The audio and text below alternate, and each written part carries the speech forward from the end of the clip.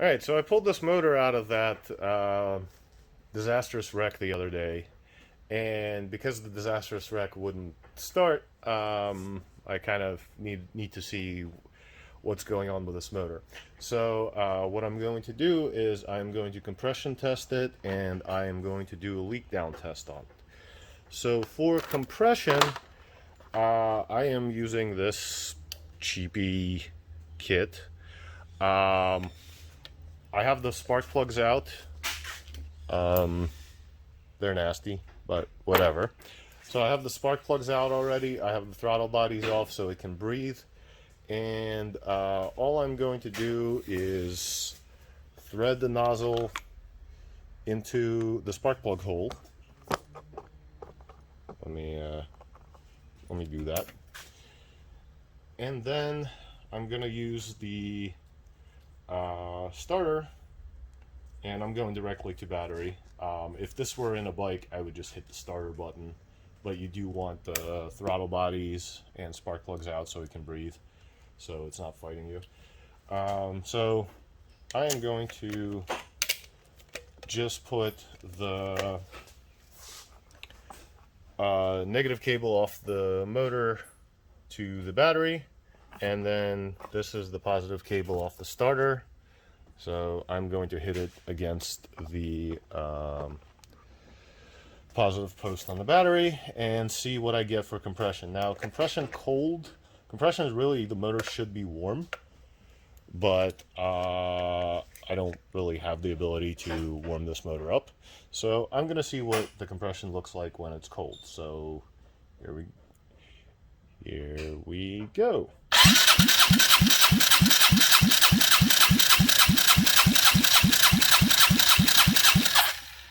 So looks like 180 psi or so cold, which probably actually means a pretty healthy motor. I'm going to try it a couple more times just to see if it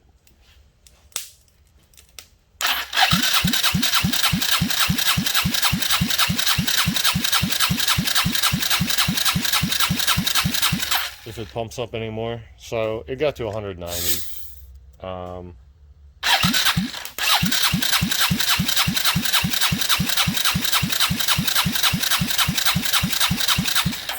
That's about all we're going to get. So same thing, I'm going to do the same thing on the front in a second. Let's do that. So now I'm going to do the front, see what numbers come up. I don't remember what the manual says, but fresh motors do about 210 psi hot. They may sometimes actually even do more. Obviously, if something has been done to it, it could be even higher. But basically, I'm looking for, with cold motor, I'm looking for like anywhere north of 180. Otherwise, it pretty much means the motor is probably a little too tired to be used. So let's hit the front. Let's see what we get for compression.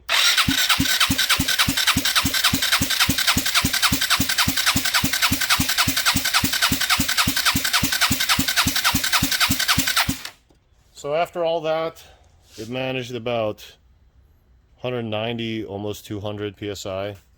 So that's a pretty healthy result. So bleed that off, and I'm going to disconnect that, and then we'll move on to doing leak down.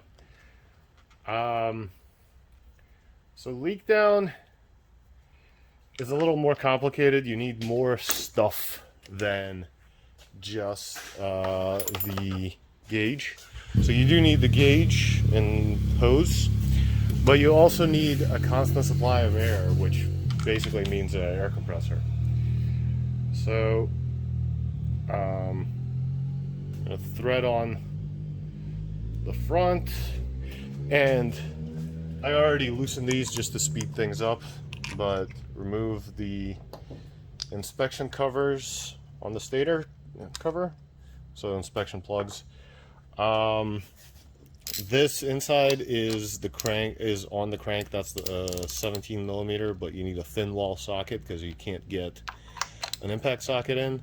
And from the top, we're just going to be looking for markings as we rotate the crank. So I'm going to keep looking, and eventually, come on.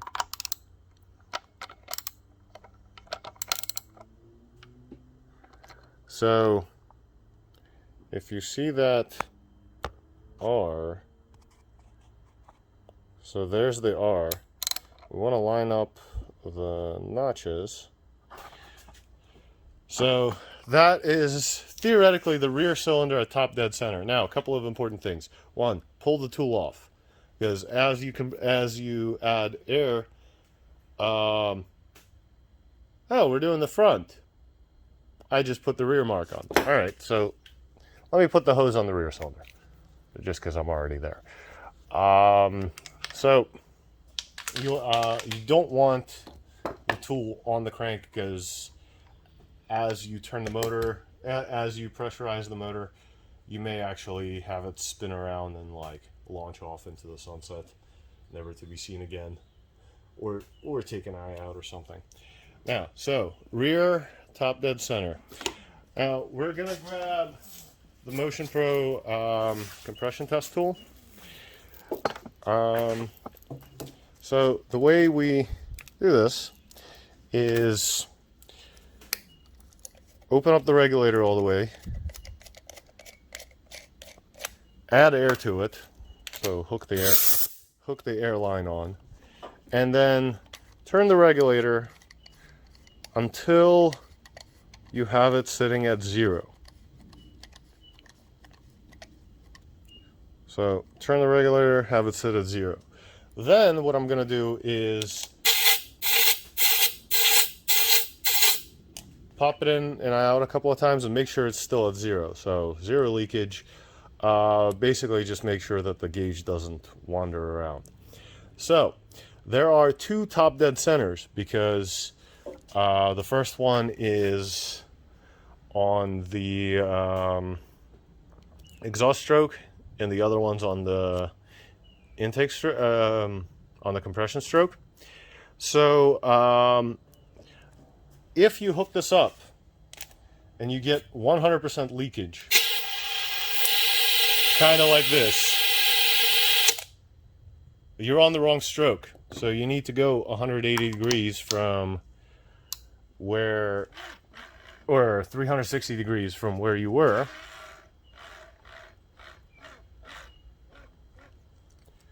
and get on the compression stroke with both the valves closed. So gauge is still at 0. We're going to pop this on, and right now it's showing 15% leakage, which is a little high, and you can actually listen for where it's coming from. So in this case,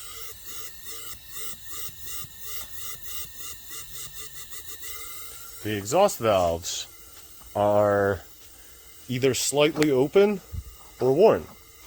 So 15% leakage isn't the end of the world. It basically means a more tired engine, but it's still something that would run. Anywhere over 20, you definitely need to get it apart and do something.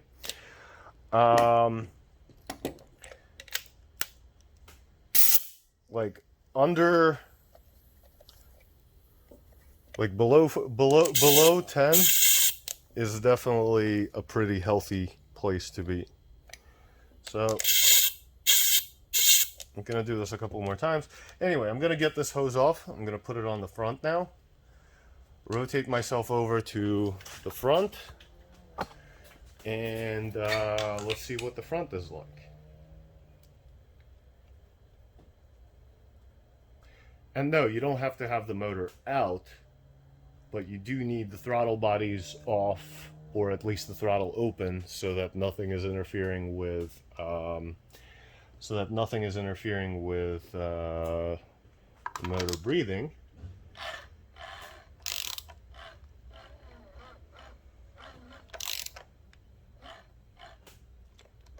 All right, so line up the front, and you do need the spark plugs out. All right, so in here, see that little F? That's the front. Let's see. I don't know if this is the compression or the exhaust stroke, but based on that I'm not getting a lot of leaking, this is the compression stroke. And you can see I'm under 10% leakage. So the front is really healthy. And as you're doing this, you can kind of listen to where the leak is coming from, where the air is coming out. So once again, it's exhaust valves on this. So it could be something as simple as just needing to shim. It could be something something more serious like seats or something on the valves. But